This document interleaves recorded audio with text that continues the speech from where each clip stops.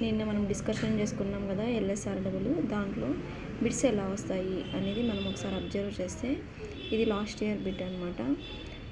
Listening comprehension is a dash అని ఇచ్చినారు. మనం అలాంటప్పుడు ఫస్ట్ మనం ఇట్లా LSRW రాసేసుకొని మనం చెప్పుకున్నాం కదా, LR ఒకటి, SW అని ఒకటి. LR అనేది మనము గ్రహిస్తూ ఉంటాం, SW అనేది మనం ఇంకేమి నేర్చుకున్న దాన్ని అన్వయిస్తూ ఉంటాం అన్నమాట.